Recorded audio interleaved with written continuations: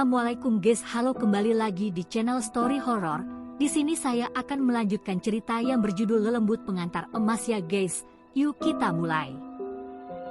Kang Darman lalu pergi membawa mobilnya dan menuju ke suatu daerah untuk kepentingan kampanyenya.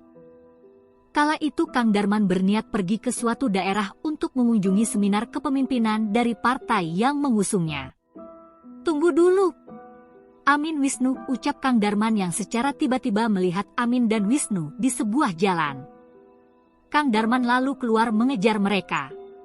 Amin, Wisnu, ini Bapak nak, teriak Kang Darman. Sontak hal ini membuat Amin dan Wisnu terkejut. Bapak, ucap Amin sambil melihat Kang Darman menyeberang jalan mengejar mereka. Amin, ingat kata ibu. Bapak kini sudah berubah Min, lebih baik kita lari saja, ucap Wisnu spontan membuyarkan kekagetan Amin. Tak lama mereka pun lari tunggang langgang menjauh dari kejaran Kang Darman. Amin, Wisnu, mau kemana kalian ini Bapak? Teriak Kang Darman. Kejar-kejaran terjadi antara Kang Darman dengan Amin dan Wisnu. Hingga di suatu persimpangan jalan Amin dan Wisnu berhasil lepas dari kejaran Kang Darman. Argah, kurang ajar. Kemana mereka pergi? Teriak Kang Darman marah. Mereka di sini, ya pasti mereka berada di daerah sini, baiklah akan kucari kalian bocah-bocah tengik, gerutu Kang Darman sambil mengatur nafasnya yang kelelahan. Amin dan Wisnu terlihat berlari ketakutan ke arah pesantren hingga tiba-tiba mereka menabrak Kiai Mustafa. Kenapa kalian berlari? Ucap Kiai Mustafa. Dengan nafas yang masih terengah-engah mereka memberitahukan apa yang terjadi. Masuklah kalian, ucap Kiai Mustafa menenangkan. Kiai Mustafa lalu membawa Amin dan Wisnu hingga mereka berjumpa dengan Lastri. Lalu, Kiai Mustafa juga menceritakan kejadian yang dialami oleh Amin dan Wisnu. Sontak Lastri kaget, wajahnya berubah khawatir karena kini Kang Darman tahu keberadaannya di daerah ini. Bagaimana ini Kiai? Kang Darman sudah mengetahui keberadaan kami, lambat laun Kang Darman pasti mencari kami ke sini Yai, ucap Lastri menangis. Kiai Mustafa lalu menenangkan Lastri dan berkata bila suatu saat Kang Darman ke sini, Kiai Mustafa sendiri yang akan pasang badan untuk Lastri. Kembali ke Kang Darman. Anak-anak tak tahu diuntung kalian. Sudah enak kalian berada di rumah dengan semua fasilitas yang aku berikan, sekarang kalian malah hidup di jalan seperti itu. Bedebah, ucap Kang Darman emosi. Sambil menuju mobilnya Kang Darman melanjutkan kembali perjalanannya. Lihat saja, akan kucari kalian walau bersembunyi di lubang tikus sekalipun, tegas Kang Darman. Kang Darman lantas meninggalkan tempat itu untuk segera pergi menuju tempat tujuan Kang Darman. Beralih ke Lastri. Dulu, kami hidup dengan segala kekurangan Yai. Karena tuntutan ekonomi aku pun kadang sedikit menuntut Kang Darman untuk mencari penghasilan. Dulu Kang Darman adalah orang yang penyabar. Hingga, suatu ketika Kang Darman pergi dari rumah. Namun, saat kembali Kang Darman tiba dengan segala kemewahan. Tapi entah kenapa saat kini Kang Darman berada dalam gelimang harta, jangankan beribadah, melihat kami beribadah pun Kang Darman selalu marah secara tiba-tiba Yai, curhat Lastri kepada Kiai Mustafa. Kiai lalu memberikan petuahnya kepada Lastri akan masalah yang dihadapi. Kewajiban istri adalah taat kepada suami. Namun, jikalau suamimu sudah berbelok kepada kezaliman, maka sudah tak ada kewajiban yang patut kau kerjakan Lastri, ucap Kiai Mustafa. Dan saat mereka tengah berbincang terdengar suara salam dari seseorang. Assalamualaikum Yai. Waalaikumsalam, jawab Kiai Mustafa dan Lastri. Lastri lalu memandang sosok di depannya dan berkata, Anda kan polisi yang waktu itu datang ke rumah saya kan? Tanya Lastri. Dan sosok yang ada di hadapannya adalah Bima. Bima lalu mengiyakan Lastri akan pertanyaannya. Kiai Mustafa lantas mengenalkan Bima sebagai murid kesayangan dan kini menjadi kabareskrim di polsek setempat. Tak lupa Kiai Mustafa juga mengenalkan Lastri kepada Bima bahwa Lastri adalah muridnya dulu. Mereka bertiga lalu berbincang. Setelah beberapa lama mereka berbincang, diketahuilah bahwasanya Bima merupakan adik dari Ustadz Akbar teman Lastri dulu. Waktu beberapa minggu telah berlalu kini Kang Darman sangat aktif melakukan kampanye sosial dan turun ke jalan langsung guna mencapai tujuannya menjadi seorang bupati. Selesai melakukan kampanye seseorang menghampiri Kang Darman. Saya sudah menemukan lokasi anak dan istri juragan beradagan. Seseorang itu membisikkan ke telinga Kang Darman. Kerja bagus Bashir, ucap Kang Darman. Bashir merupakan seorang preman besar dan kejam yang disewa Kang Darman untuk menjadi tangan kanannya dan juga sebagai orang yang ditugaskan mencari keberadaan Lastri dan anak-anaknya. Singkat waktu di pesantren Kiai Mustafa dan para murid tengah mengaji saat waktu sore hari. Terdengar suara beberapa mobil datang menghampiri pesantren tersebut. Kiai Mustafa dan beberapa ustadz yang tengah mengajar menghampiri sumber suara tersebut.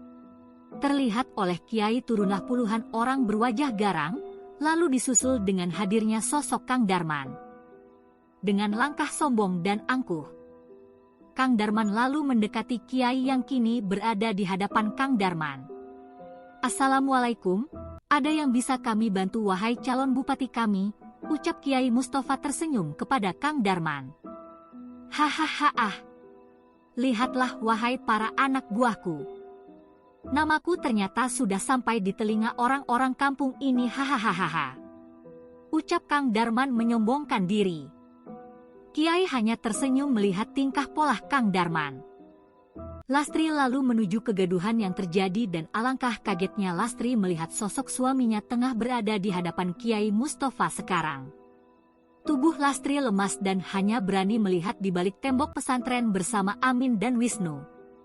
Bu, itu kan Bapak, ucap Amin.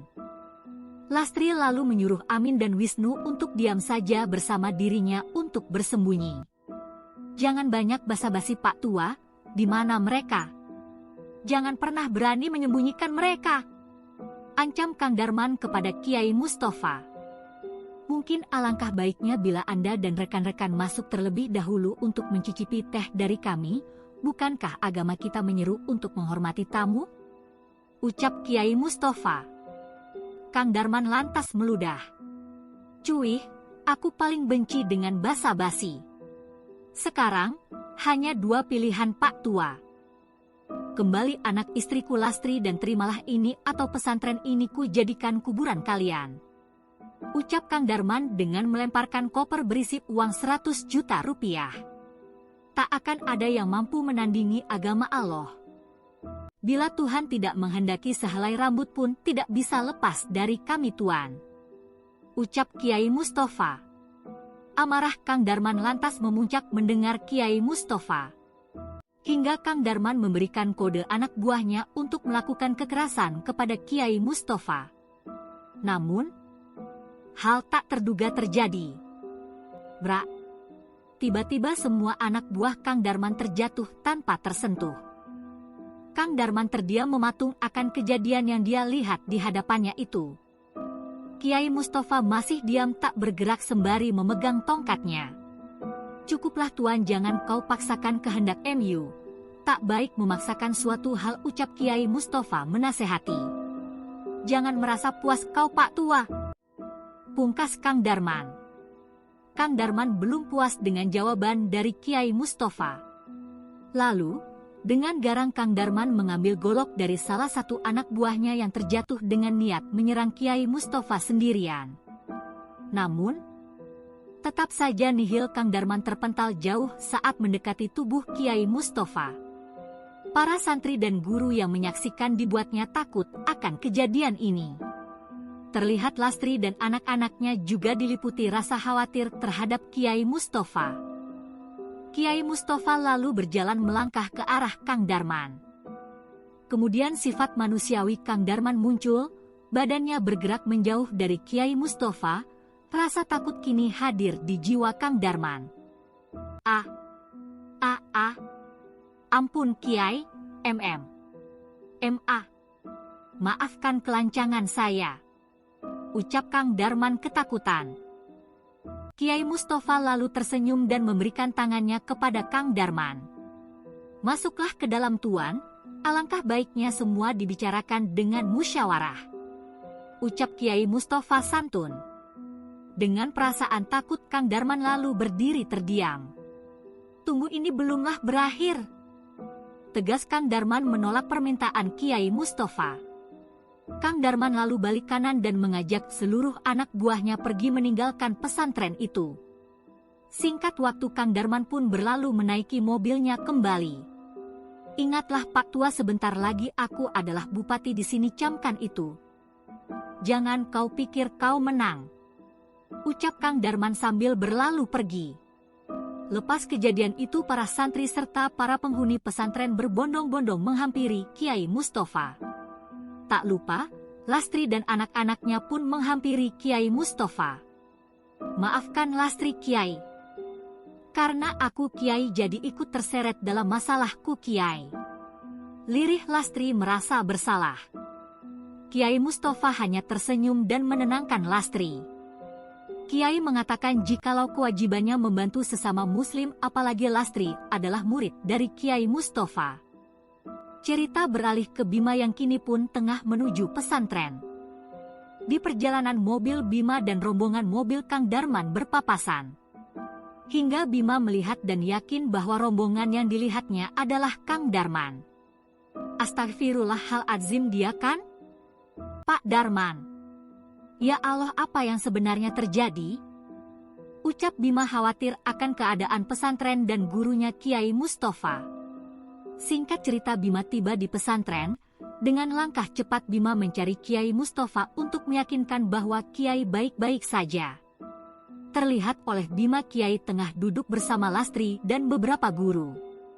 Lalu, Bima menghampiri mereka. Assalamualaikum Kiai, ucap Bima. Bima pun lalu bertanya mengenai hal yang dikhawatirkannya. Kemudian, Kiai Mustafa dan Lastri membeberkan kejadian yang baru saja terjadi di pesantren itu. Kiai, ini tak bisa dibiarkan, biar aku urus Pak Darman. Ini sudah tindakan kriminal, lagi pula Pak Darman itu juga sudah menjadi terduga pelaku pembunuhan karyawannya saat ini, ucap Bima. Sontak perkataan Bima mengagetkan Lastri selaku istrinya. Apa yang kamu katakan Pak Bima? Memang benar, kini suamiku jauh berbeda. Namun, seteganya Kang Darman, tak mungkin dia melakukan hal sebejat itu, ucap Lastri marah. Bima lalu menjawab, Bu Lastri, maafkan saya, tadinya saya tidak bermaksud memperkeruh keadaan ini. Namun, selaku polisi saya bertanggung jawab atas apa yang saya katakan, Bu Lastri, jawab Bima. Cukup Pak Bima. Hidup saya kini sudah hancur, jangan Anda tambahkan lagi kesedihan saya, ucap Lastri lalu bergegas pergi meninggalkan Bima dan Kiai Mustafa. Kembali ke Kang Darman yang kini diliputi amarah yang luar biasa setelah kejadian di pesantren tadi. Kini Kang Darman di puncak emosi dan dendam terhadap Kiai Mustafa yang sudah mempermalukannya. Kang Darman kemudian pergi bersama para anak buahnya untuk pergi ke markas mereka guna merencanakan hal yang lain. Singkat waktu Kang Darman dan para anak buahnya tiba di markas mereka. Sebuah gudang tua, namun di dalamnya memiliki peralatan dan fasilitas yang lengkap. Mereka pun duduk di meja besar guna membicarakan langkah selanjutnya. Cerita kembali ke Lastri yang kini tengah tertegun dan menangis akan keadaannya. Suaranya lirih, isak tangisnya tak tertahankan melihat suaminya Kang Darman yang sudah berubah seperti iblis. Bima lalu menghampiri Lastri yang tengah bersedih dan duduk di samping Lastri. Mau apa lagi Anda? Masih belum puaskah melihatku bersedih? Ucap Lastri kepada Bima. Bima terdiam sejenak lalu berkata, saat saya kecil saya sudah diasuh sendirian oleh Kang Akbar. Orang tua saya mati di tangan perampok. Itulah yang membuat saya ingin menjadi seorang polisi dan menangkap para penjahat. Tak sedikit pun selama saya menjadi polisi saya membuat cerita yang berlebihan, Bu. Perihal dugaan Pak Darman membunuh Kiki itu sudah dilakukan sesuai prosedur hukum. Maafkan saya atas kelancangan saya mengucapkan hal ini di hadapan Bu Lastri. Ucap Bima setengah bercerita masa lalunya kepada Lastri. Lastri masih terdiam memaku atas ucapan Bima kepadanya. Lalu Bima pergi meninggalkan Lastri. Lastri masih larut dalam kesedihan, baginya Kang Darman memang sangat keterlaluan. Namun, di sisi lain Lastri pun selalu ingat akan kesabaran dan perjuangan suaminya dulu saat masih miskin. Beberapa hari setelah kejadian datangnya Kang Darman ke pesantren. Lastri lalu memutuskan untuk pergi dari pesantren. Dirinya sudah sangat malu akan kejadian tersebut. Apalagi kejadian tersebut terjadi karena dirinya yang tinggal di sana. Lastri kemudian mendatangi Kiai Mustafa. "Assalamualaikum Kiai," ucap Lastri. Lastri lalu menceritakan keinginannya untuk pergi dari pesantren. Karena Lastri merasa dia hanya menjadi beban bagi Kiai dan pesantren ini. Dengan berlinang air mata Lastri memohon kepada Kiai Mustafa. "Tak ada beban yang aku tangguh Lastri. Kamu adalah muridku dan sudah kuanggap seperti anakku sendiri," jawab Kiai Mustafa. Namun Lastri masih kekeh dengan pendiriannya. "Baiklah Lastri, aku tak dapat menahan MU. Namun, jagalah dirimu Amin dan Wisnu sebaik mungkin," ucap Kiai Mustafa. Kiai lalu menyuruh Lastri untuk bermalam sehari lagi karena hari itu waktu sudah menunjukkan sore hari. Lastri pun berterima kasih dan memohon maaf kepada Kiai Mustafa. Malam pun menjelang, semua aktivitas pesantren mulai terlihat lengang. Hingga satu waktu terdengar para santri berteriak dan memenuhi area pesantren. "Astagfirullah, api! Api! Ya Allah!" terdengar teriakan arah santri. Lastri lalu terbangun dan melihat apa yang sebenarnya terjadi. Alangkah kagetnya Lastri melihat beberapa bangunan pesantren habis dilalap api yang berkobar hebat. Lastri kemudian bergegas keluar bersama Amin dan Wisnu dan membantu untuk memadamkan api. Namun sayang beberapa bangunan tak dapat tertolong dan pesantren pun hancur luluh lantah oleh si jago merah. Dan para santri, guru dan Kiai Mustafa hanya bisa memandang detik-detik kehancuran pesantren mereka. Beralih ke Kang Darman yang kini tengah duduk sendirian di villa di mana Murni disekap. Sambil duduk memandang Murni, Kang Darman juga terlihat merokok dengan angkuh. Terlihat pula beberapa botol miras tergeletak di lantai. "Murni, istriku tersayang, bagaimana kabarmu kini? Apakah para dedemit dan lembutku sudah memberikan kenikmatan yang besar buat MU?" "Hahaha," ucap Kang Darman sembari tertawa dalam keadaan mabuk. Kang Darman lalu bangkit dan menghampiri Murni yang masih terikat dengan keadaan yang sangat memperih. Atinkan, tubuhnya kurus kerontang, lusuh dan terlihat seperti orang yang tidak waras sambil diikat. "Hei hei hei, dengar Murni, setelah waktunya tiba kau akan menyusul si Kiki dan anakku asih untuk menyempurnakan kekuasaanku. Setelah waktu itu tiba aku tak lagi membutuhkan MU wanita jalang," ucap Kang Darman sambil memainkan pisaunya ke wajah Murni yang tidak berdaya. "Oh iya, aku juga ingat Murni. Tentang ibumu, sebenarnya ibumu tidaklah aku bawa ke luar negeri untuk berobat. Kini wanita tua itu telah kubuat menjadi bangkai." "Hahaha," ucap Kang Darman sambil memperlihatkan foto ibu Murni yang sudah menjadi mayat. Murni tiba-tiba melotot tak percaya akan apa yang dilakukan Kang Darman. Murni berteriak histeris bak kesetanan melihat foto ibunya itu. "Hahaha, lihatlah singa betina ini marah," ucap Kang Darman tertawa. Murni masih berteriak hebat. Namun, Kang Darman hanya tertawa dan pergi dari Murni sambil meminum minuman kerasnya keluar dari ruangan itu. Kang Darman lalu berbaring di sofa dengan TV yang masih menyala. Hingga tiba-tiba suara Eyang memanggil dirinya. Kikikikikik, wahai Darman, perilakumu lebih menjijikan daripada kaum kami. Kikikikikik, namun harus kau tahu beberapa hari lagi waktumu telah tiba untuk memberikan lagi tumbal bagi ratu. Ucap Eyang mengagetkan Kang Darman. Eyang? Baba, baiklah Eyang. Ucap Kang Darman sambil dalam keadaan mabuk. Eyang pun lalu pergi meninggalkan Kang Darman menuju kegelapan yang kini tertidur karena mabuk yang sudah pada batasnya. Esok hari di pesantren. Terlihat warga dan penghuni pesantren tengah membereskan hasil kejadian tempo malam. Terlihat pula Bima, Ustadz Akbar, Kiai Mustafa dan para guru-guru pesantren berkumpul di sana. Biadab, siapakah yang berani melakukan hal ini? Ucap Bima marah. Terlihat pula Lastri yang tengah mengais beberapa buku dan Al-Quran yang terbakar, wajahnya tak bisa menutupi kesedihannya. Air mata terus mengalir deras membasuh wajah Lastri kala itu. Singkat waktu para santri dan para penghuni pesantren segera bergegas untuk melaksanakan sholat zuhur. Lepas zuhur, Kiai Mustafa lalu menyuruh Ustadz Akbar untuk memanggil Lastri untuk membicarakan perihal keinginan Lastri untuk pergi hari ini. Ustadz Akbar lalu pergi ke ruangan di mana Lastri beristirahat. Assalamualaikum, Las, kamu di dalam? Kiai Mustafa mau bicara katanya.